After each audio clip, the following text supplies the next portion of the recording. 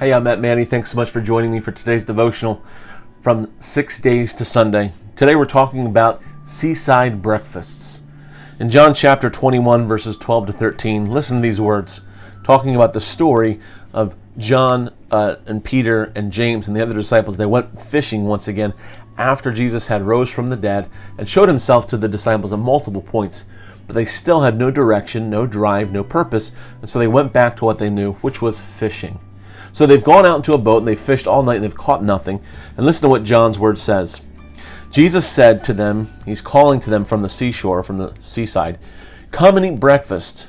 Yet none of the disciples dared ask him, "Who are you?" knowing that it was the Lord.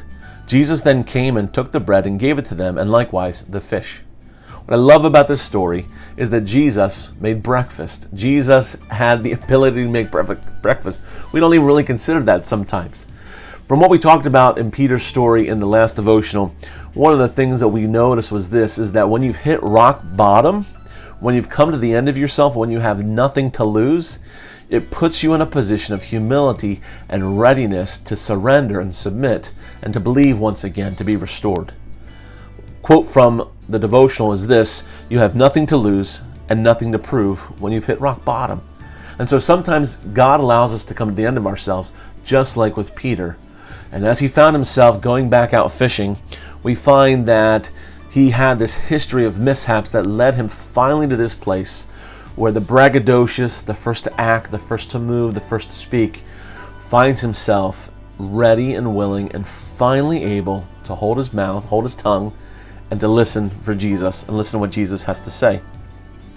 When it comes to this breakfast, the seaside, it really was set up for a meal for quitters, for those who had run, for the deniers.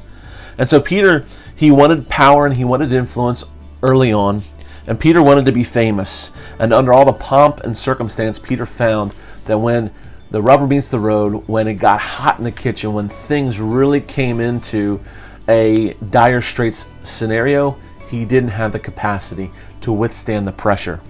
Until we see where our weaknesses lie, we will never be able to step into and accept who we are in Jesus. And that's the story for Peter. Until he came to the end of himself, until he realized he needed Jesus' help and he didn't have anything to offer Jesus, but had everything to accept from Jesus, that's when he was able to realize his identity didn't lie in who he was. His identity didn't even lie in who he could be, but his identity lied in who Jesus was and is. Thanks so much for joining me for today's devotional.